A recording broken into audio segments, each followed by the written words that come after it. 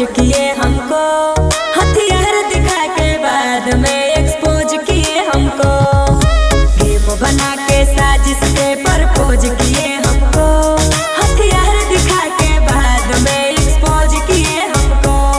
अरे मिल जाई तो कोई जोड़ा तो औकात दिखा देता यार तोरे रखो हो पिस्तौल, धड़ाधड़ गोली चला देता। जेब में रखो हो सरकार, फोन पर जिला हिला देता। यार तोरे रखो हो पिस्तौल, धड़ाधड़ गोली चला देता।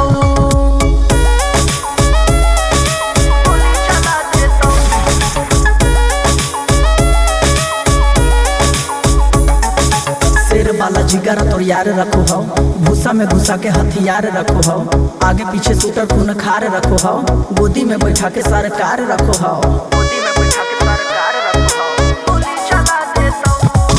शेर वाला जिगर तोर यार रखो हो, भूसा में घुसा के हथियार रखो हो। आगे पीछे शूटर खून खार रखो हो, गोदी में बैठा के सरकार रखो हो। कर्म कांड के चर्चा हो कोई बाज उड़ा देता। यार तोरे रखो हो पिस्तौल, धड़ाधड़ गोली चला देता। जेब में रखो हो सरकार, फोन पर जिला हिला देता।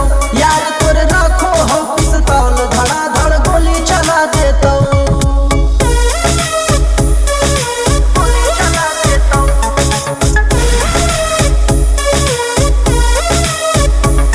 कोई बच नहीं पैतो हको बाज वाला यार, बेसी उड़े वाला के कट जैतो पाक। के कर हो मजाल जे नजर से देतो ताक, बड़ा बड़ा शहर में चलो हो हमर धाक।